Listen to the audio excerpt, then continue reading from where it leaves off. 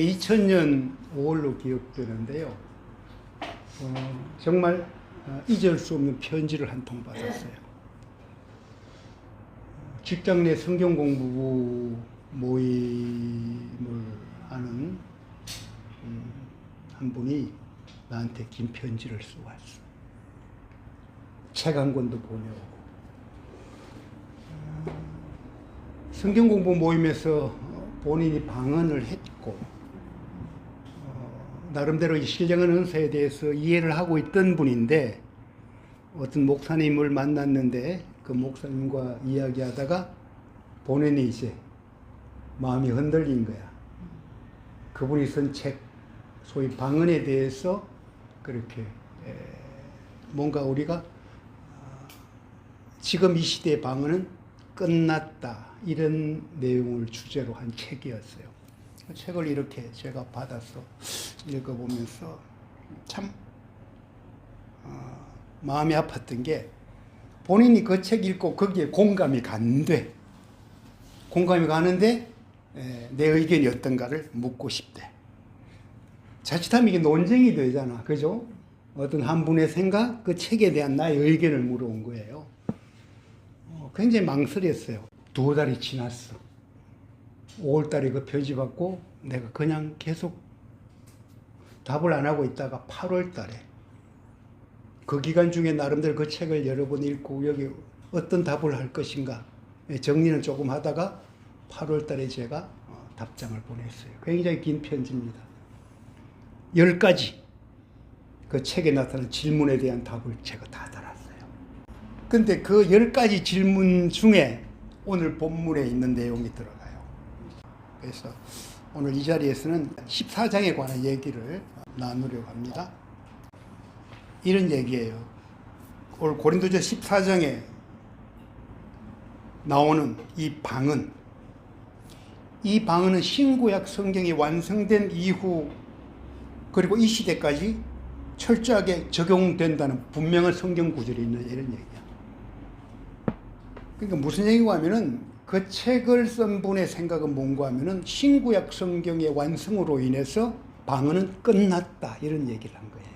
그래서 지금 하고 있는 방언들은 다 성경 이야기하는 게 아니다, 이런 얘기를 한다는 얘기죠.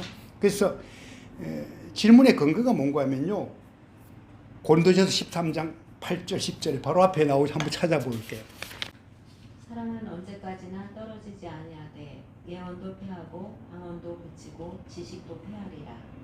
온전한 것이 올 때에는 부분적으로 하던 것이 패하리라. 그래요? 우리는 부분적으로 알고 부분적으로 예언하니 온전한 것이 올 때는 부분적으로 하는 것이 패하리라. 온전한 것이 올 때는 이거예요. 이 해석을요, 이게 신구약 성경의 완성이다, 이렇게 해석한 거예요. 그죠? 그렇게 해석한 거예요. 그러니까 성경이 이미 다 완성됐기 때문에 더 이상 이 고린도서 14장 이야기는 방언, 이것은 무의미하다, 이런 얘기를 하는 거예요. 자, 이 당시 성경 얘기 한번 보세요. 바울이 서신도 보내고 할 때잖아. 성경이 분명히 완성된 건 아니지. 계시록까지 완성된 건 아니야. 그죠? 아닌데 어쨌든 성경이 완성되면은 이런 바울이 주장하는 바는 패한다. 왜 패하느냐? 1절 보라. 13장 8절 보라. 사랑은 언제까지든지 떨어지지 아니하나? 뭐예요? 예언도 그치고 방언도 그치고 지식도 패한다. 이 얘기를 든 거예요. 예언, 방언, 지식이 없어진다고. 이걸 신구약 성경의 완성으로 보면 굉장히 모순적인 게 뭔가 하면요, 사실은 여기서 하고 싶은 얘기가 뭔가 하면 모든 은사가 그친다는 이 얘기를 바울은 하고 싶었어. 온전한 것이 올 때는 더 이상 은사라는 것은 큰 의미가 없다, 이 얘기를 하고 싶은 거란 말이에요. 그죠? 지식도 거쳤다? 그럼 무슨 어떻게 살라는 얘기지? 그죠? 방언과 예언까지 이야기한 건 좋아. 지식이 덩달아 따라갔네. 뭔가 여기에서 은사에 관한 얘기, 은사가 전부가 폐해진다, 이 얘기를 하고 싶었던 것 같아. 방언 통역하는 은사 있죠? 그러면 방언은 살아야 통역은 남는단 말이냐? 당연히 모순적으로 아니죠. 그거는 이 얘기는 뭔가 하면요, 모든 은사는 살아신다 이 얘기를 하는 거예요. 그렇죠? 그럼 온전한 것이 뭐냐? 이 땅의 끝이지, 세상 끝이지, 그분이 오실 때지, 완전한 하늘 아래 도래지. 그죠? 두 번째로 이게 13장 12절 한번 보세요. 13장 12절 누가 한번 읽어줄래요? 우리가 지금은 거울로 보는 것 같이 힘이 하나 그때에는 얼굴과 얼굴을 대하여 볼 것이요 지금은 내가 부분적으로 아나 그때에는 주께서 나를 아신 것 같이 내가 온전히 알리라. 그때가 언제예요? 신구약 성경이 완성된 지금 우리는 과연 주님을, 그분이 나를 알듯이 내가 그분을 온전히 알고 있나요? 아니죠. 그렇죠? 주께서 나를 아신 것 같이 내가 온전히 알고 있다. 여기 스스로 모순이 바로 생겨버려요. 그렇죠? 세 번째, 이제 고린도전서 14장 14절 15절 14, 15 한번 볼게요. 여기에 굉장히 중요한 방언의 의미가 뭔지를 설명하고 있어요. 한번 누가 읽어줄래요? 내가 만일 방언으로 기도하면 나의 영이 기도하거니와 나의 마음은 열매를 맺히지 못하니라. 그러면 어떻게 알고 내가 영으로 기도하고 또 마음으로 기도하며 내가 영으로 찬미하고 또 마음으로 찬미하리라. 그렇죠? 요 구절이 나와요. 그죠? 어떻게 할 것이냐? 방언 기도하면은 나의 영이 기도하거니와 나의 마음은 열매 맺지 못한대. 마음과 영을 구분해 놓았죠. 그죠? 그러면 어떻게 기도할까? 영으로도 기도하고 마음으로도 기도하라. 이런 설명을 하고 있단 말이에요. 근데 그 책에 보면 어떻게 되시는가 하면요, 그걸 해석을 이렇게 하시더라고. 영과 마음으로 기도하라는 말씀의 뜻은 최면 상태나 몽롱한 상태, 무아지경에 빠져 정신없이 기도하지 말고 성령 안에서 똑바로 제정신을 차리고 제정신을 가지고 기도하라는 말씀입니다. 이렇게. 영으로 기도하고 마음으로 기도하라. 영으로 기도하면은 마음이 열매 맺지 못한다. 이것을 어떻게 생각한가 하면은, 그래, 정신 똑바로 차리고 무아지경에 빠져 정신없이 기도하지 마라. 그 방언에 대해 굉장히 부정적인 생각이 이렇게 들어가 있으니까 그렇게 하지 마라. 이것까지도 그렇게 해석을 하고 있는 거예요. 성경을 어떻게 이야기하죠?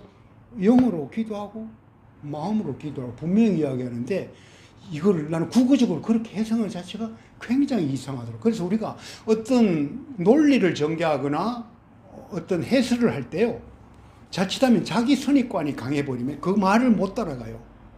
그죠? 영으로 기도하는 거는 마음 열매 맺지 못한다, 그러니까 하지 말라고 했다, 이런 결론을 이렇게 내렸단 말이에요. 뒤에는 뭐예요? 둘 다 하라 이렇게 얘기했잖아요. 그죠? 그래서 사실은 방언은 영어로 하는 기도다.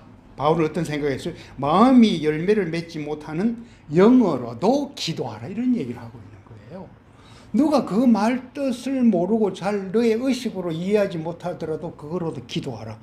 바울이 한 얘기가 그런 권면이다, 이런 얘기죠. 자, 그 다음에 19절. 그러나 교회에서 내가 남을 가르치기 위하여 깨달은 마음으로 5마디 말을 하는 것이 1만 마디 방언으로 말하는 것보다 나옵니다. 자, 그러나 교회에서 네가 남을 가르치기 위하여 깨달은 마음으로, 그죠? 깨달은 마음입니다. 이건 영이 아니죠. 깨달은 마음으로 5마디 말을 하는 것이 1만 마디 방언으로 말하는 것보다 나으니라, 이 말씀. 그죠? 이 말씀에 대한 해석을 한번 들어보세요. 그 목사님 한 얘기입니다. 방언을 은사로 내려주셨던 사도시대, 계시시대, 성경 기록 시대에도 교회에서 방언으로 1만 마디 말함보다 깨달은 마음으로 5마디의 말을 하는 것이 낫다고 했으니 방언을 은사로 주시지 않은 지금은 더 말할 나위도 없는 것입니다. 이렇게 했어요. 이 해석에는 뭐가 빠졌죠? 처음에 뭐예요? 제일 먼저 남을 가르치기 위하여예요. 그죠? 그 얘기를 했는데 이거를, 그래, 깨달은 마음으로 5마디 말이 1만 마디 방언보다 낫다. 전제가 뭐예요? 남을 가르친다는 일만 방언이 아니라 뭐 더 많은 얘기를 하면 할 때 혼돈스러워지지. 한마디 필요한 말 이거 보다 못한 건 맞지, 그죠? 분명한 깨달은 마음. 그래서 우리가 정리할 게 있어요. 그러니까 통역이 되지 않은 방언은 당연히 남을 가르칠 때 무용하니까 개인적으로 영어로 하나님께 비밀을 말하는 거다. 아예 방언의 어떤 그 의미가 뭔지를 바울이 정리를 한 거예요. 그리고 뭐예요? 자기의 덕을 세우는데. 그 밑에 보면 나오죠. 방언은 자기의 덕을 세우는데. 그 다음에 두 번째, 예언은 뭐예요? 이게 우리 예언이란 얘기가요, 우리가 혼돈하기 쉬운 게요. 우리 그 신약 성경에서 볼 때 예언의 번역이 사실은 한자를 미리 옛자를 써가지고 조금 혼돈에 빠지게 한 부분이 있어요. 근데 이게 원어적으로 들어가면 뭐에 가까운 거 하면요, 대언에 가까운 거예요. 그러다 보니까 지금 시대에 오면 주로 이제 말씀을 잘 선포하고 이렇게 잘 해석하고 이게 오히려 여기 이야기한 예언에 가까울 수는 있어요. 근데 어쨌든 방언과 예언의 차이를 그렇게 하면서 사람에게 뭐예요? 말하며 권면하며 위로하는 거. 그죠? 그 예언의 의미를 그렇게 썼어요. 사람에게 말해서 권면하고 위로하는 것이래. 그러면서 뭐를 세운다? 교회의 덕을 세운다. 이런 표현을 쓰고 있어요. 덕을 세운다. 이게 뭘까? 자기의 덕을 세운다. 교회의 덕을 세운다. 이 말이 뭘까? 이 덕이라는 단어가요, 신앙심, 신앙심을 함양한다. 원어적 번역이 거기에 가까운 거예요. 방언은 내 신앙심을 이렇게 함양하는 거래, 기르는 거래. 예언은 뭐다? 교회의 신앙심을 그렇게 함양하는 거래. 느낌이 이렇게 오죠? 덕을 세운다. 영어 단어가 edify라 그래가지고 딱 그런 의미로 딱 쓰고 있어요. 덕을 함양한다. 신앙심을 함양한다. 좀 복잡한 얘기인데요. 정리를 할게요. 결론적으로 뭐냐? 우리는 바울 자신이 고린도전서 14장 18절 한번 보세요. 내가 너희 모든 사람보다 방언을 더 말함으로 하나님께 감사합니다. 내가 너희 모든 사람보다 방언을 더 말함으로 하나님께 감사합니다. 이 얘기를 하는 거예요. 그죠? 바울 입장에서는 뭐예요? 하나님께 자기 비밀을 말하는, 자기의 덕을 세우는 그 은사들을 분명하게 가지고 그것을 활용하고 있다. 이런 말이에요. 그죠? 이 14장 말씀을 통해서 방언과 관련한 자세한 말씀을 주셨는데 하나님이 그렇게 주신 이유는 뭘까? 방언의 특성이 뭔가를 한 번 더 짚어준 것 같아요. 그리고 교회에서의 사용에서 질서가 필요해. 그건 분명히 이야기했어.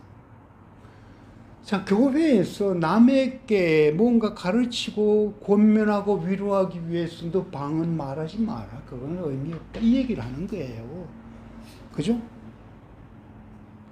이 14장 26절 40절 그 뒤에 계속되는 거 보면요, 전체가 무분별하고 무질서한 방언을 경계하기엔 목적이 분명해요. 그 바울이 그 분명히 이야기했어요. 그죠? 그리고 한편으로 뭐예요? 방언을 금하지 말라. 맨 마지막 절 볼래요? 14장 1절 시작이 뭐예요? 신령한 것을 추구하라. 그죠? 사모하라. 사랑을 추구하고 신령한 것을 사모하라 하되 그러면서 예언을 하라 이 얘기를 했단 말이에요. 마지막 39절 40절 어떻게 되죠? 그 14장의 결론이에요. 한번 볼까요? 그런즉 내 형제들아 예언하기를 뭐예요? 사모하며 방언 말하기를 금하지 말라. 모든 것을 품위 있게 하고 질서 있게 하라. 이런 얘기예요. 하나님께서 제게 주신 방언과 예언의 은사 얘기를 조금 하고 마무리할게요. 앞서 그 책을 쓴 목사님, 온전한 것을 성경의 완성으로 해석하고 지금 시대는 방언이 사라졌다는 것, 그것을 강조하려 했지만은 엄연히 은사로 나타나고 있다는 것을 부정할 수가 없어요. 그래서 제가 어떤 그 경험했던 방언에 관한 얘기들을 조금 할게요. 1986 7월 14일 제가 하나님을 깊이 만난 날, 청평금식기도원 3일 금식기도 마지막 날 하나님은 방언의 은사를 제게 주셨어요. 그 다음에 90년 겨울부터 제가 부산에 살면서 그 같은 아파트에 사는 남자들 5명과 같이 성경 공부를 해서 매주 금요일 날 5명인데 대부분 신앙 좋은 아내가 남편을 강권하다시피 해서 이렇게 사람을 이렇게 모아가지고 저를 인도자로 세워가지고 좀 해달라 했는 거예요. 한 3개월 정도 이렇게 했던 것 같아요. 주제별 성경 공부를 하니까 기본적인 것하고 성령이 들어가 있어요. 성령. 다음 주에 우리 이제 다음 주 성령에 대해서 나눌 예정입니다. 미리 사모하는 마음으로 준비하십시오. 이렇게 한 주가 이렇게 지난단 말이에요. 우리가 성경 공부하기로 한 금요일 날 아침에 그 중에 신 집사라는 분이 저한테 전화를 해온 거예요. 집사님, 제가 방언 받았어요. 아침에 출근할 때 승용차로 운전해 간단 말이야. 운전해 가는데 갑자기 자기 혀가 막 꼬이더니 방언이 나왔다 이런 얘기예요. 우리 오늘 저녁에 성경 공부하지 이 생각을 하는 순간에 그런 일이 벌어졌다는 얘기예요. 믿을 수가 없는 간증이죠. 얼마나 신나하는지 몰라요. 91년 1월달. 그 다음에 그거 끝나고 나서 제가 뭘 했는가 하면요. 같은 그 교회의 대학부 학생들 모아서 또 이제 성경 공부를 해. 이것도 한 석 달 정도. 본점으로 올라오기 바로 전이에요. 12명 정도의 대학생들이 모였어. 토요일 오후에 저도 퇴근하고 그때는 출근할 때예요. 토요일 근무할 때야. 반갱일이야. 그 오후에 저는 이제 퇴근하자마자 그 아파트 그 학생 집으로 가. 그때 자기 가족들이 그날 없대. 토요일마다 없대. 그래서 우리 집에 와서 다 합시다 해서 12명이 모인 거예요. 덕강을 하고 기도회 하고 4시간은 이제 석 달 정도잖아. 1991년 2월 12일이야. 제 날짜 다 적어놔. 2월 12일 날 이제 성령에 관한 얘기를 해. 같이 이렇게 강의하고 기도를 해. 그 중에서 이제 막 학생들이 방언을 하기 시작한 거예요. 찬양하고 기도하는 중에. 네. 그 다음에 서울로 올라왔습니다. 서울로 올라와서 우리 김 목사님 만나서 소위 제 이제 성경 공부 그렇게 인도하기 시작했고, 그러고 나서 제가 북경으로 발령받았어. 홍콩 가기 전에 중국어 배운다고 이렇게 보냈고, 그러기 전에 뭘 했는가 하면 우리가 영락기도원에서 이제 기도회를 하기로 한 거예요. 1박 하면서. 1박 했어요, 그날. 1993년 이 얘기인데요.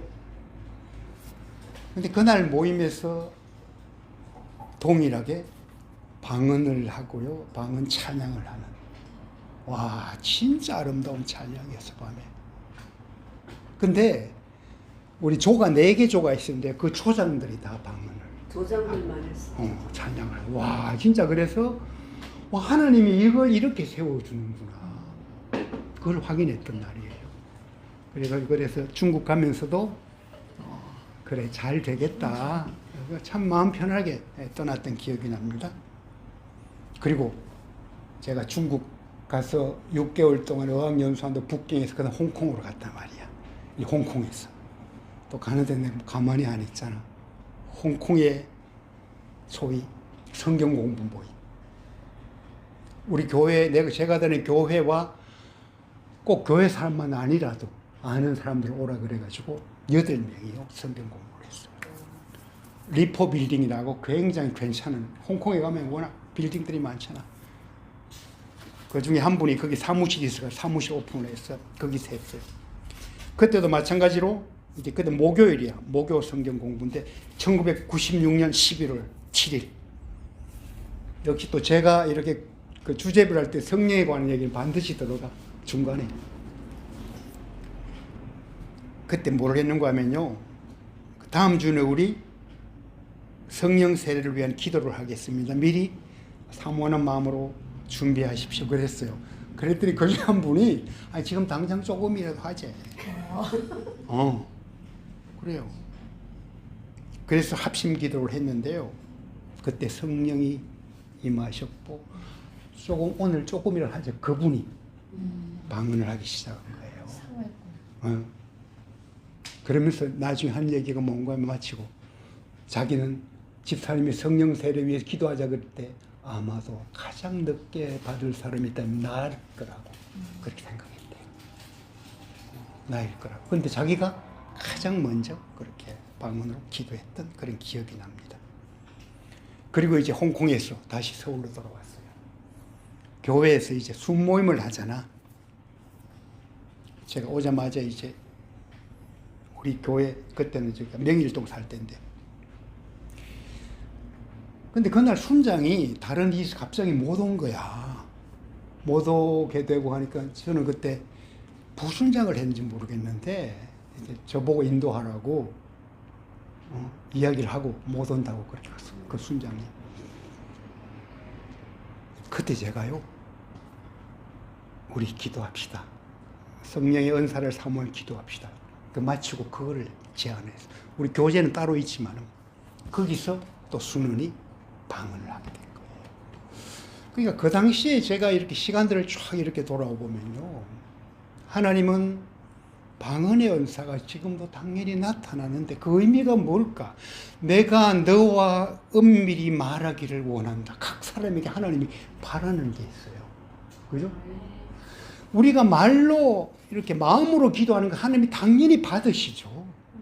그런데 너가 뭔가 비밀하게 너가 마음으로 깨닫고 인식하지 못하는 것까지도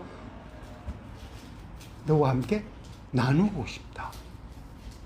이런 어떤 하나님의 마음이 이렇게 담겨 있는 게 아닌가, 그 생각을 했죠. 자, 정리하면 뭐예요? 지역, 제가 처음에 만났던 가평, 서울, 부산, 홍콩, 만났던 사람도 나이 든 사람, 젊은 사람, 남자, 여자 상관없었어요.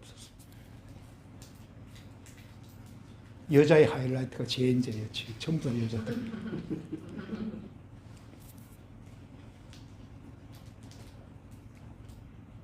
그래서 참 하나님이 기도할 때, 그리고 말씀을 나누는 중에 참 다양한 방법으로 하나님 방언의 은사를 주셨다. 이것을 제가 생생하게 목격을 했고요. 그리고 또 하나, 이제 오늘 본문이에요. 방언을 제가 하게 되면서요, 그리고 많은 사람들이 하나님과 은밀하게 그렇게 소통할 수 있는 그 은사를 받는 것을 보고요, 제가 오늘 본문에 신령한 것을 사모하되 특별히 예언하라고 하나요. 그래요. 하나님, 저에게 예언의 은사도 주십시오. 근데 이것에 대해 굉장히 편한 게요, 하나님 이 말씀 중에 예언은 뭐죠? 하나님의 마음, 하나님의 생각을 대신 전하는 것. 그게 예언이에요. 그죠? 대부분 하나님은 계시의 말씀 통해서 많은 말씀을 하고 있죠. 큐티는 그러면서 굉장히 중요한 대언이 선포될 수 있는 자리가 될 수 있어요. 그래서 이제 하나님, 그래야 나도 예언의 은사를 사모할게. 처음에는 하나님 방언 통역하게 해 주십시오 기도하다가요, 그 기도 하나님이 잘 안 들어주시더라고요. 그 들으면 그래도 와, 이거 참 예쁜 소리고 괜찮은 소리고, 그래 하나님이 주셨군요. 아름다워요. 방언은 참 아름답다. 은사는 아름답다. 저는 그걸 확실히 알아요. 그까지 알았는데, 그러니까 통역이 안 되면은 그냥 회중 앞에서는 방언하지 말아요. 나 혼자만 해야지. 회중 앞에서 할 수 있는 가장 중요한 게 뭔가? 대언을 할 때. 그것은 회중 앞에서 하는 거예요. 그죠? 다비드 사역을 한다. 굉장히 중요한 건 뭐죠? 다비드 사역 한다고 내가 와서 하나님, 내가 은밀하게 당신과 함께 비밀한 일을 나누고 싶습니다. 그래서 다비드 사역이 안 되지. 다비드 사역은 뭐예요? 다비드 사역은 한 사람 한 사람 위로하고 말해줘야지. 그죠? 그렇잖아요. 그래서 이제 제가 이제 하나님 그래요. 저에게 그 예언, 다른 말로 하면 그 대언의 은사. 제가 생각한 대언은 뭐냐? 하나님의 마음을 읽어서 그거를 전하는 거예요. 하나님의 마음이 막 느껴지는 거예요. 그 마음을 대언하는 것. 제가 나름대로 이 말씀을 그렇게 적용을 하고 그게 제일 먼저 일어났던 자리. 탄동대학의 청년이에요. 그때 하나님 나에게 그래요. 내가 기도하던 이 말 그대로 예언, 정확히는 대언의 은사를 저에게 주셨구나. 복음 다 듣고 나서 하나님 내가 영접합니다. 그러면 시를 쓴 게 있잖아요. 그게 나는 크리스천이요. 내가 이제 중국어 가사 붙인 거예요. 나는 그때 하나님의 말씀을 대언한다는 말이 뭔지 아버지 마음을 나타내는 건데요. 우리가 신앙생활하면서 경험한 것들, 큐티를 하면서 하나님 내게 들려준 말씀들, 그거를요 전하는 거예요. 그걸 다른 사람들에게 이야기한다 이런 얘기죠. 그래서 그 뒤로 이제 제가 퇴직한 후에 마지막으로 찾은 다큐 다비다 자매의 큐티 모임. 이것은요 저한테는 진짜 그 하나님이 은사로 주셨다는 아버지 마음을 나누는 그 시간을 확인하는 굉장히 의미 있는 시간이었어요. 아버지 마음을 선포하는 대언, 그 사역을 하게 한 하나님께 감사하고요. 여러분께 감사드릴게요. 오늘 말씀의 결론 뭐죠? 사랑을 추구하고 방언, 예언 등 신령한 은사를 잘 알고 사모하라. 12장은 1절 어떻게 해요? 신령한 것에 대해 너희가 알지 못하는 것을 원치 않노라 했죠? 신령한 건 뭐예요? 알으라는 얘기고요. 오늘 14장은 뭐예요? 신령한 것을 사모하라 이런 얘기. 알고 사모하라.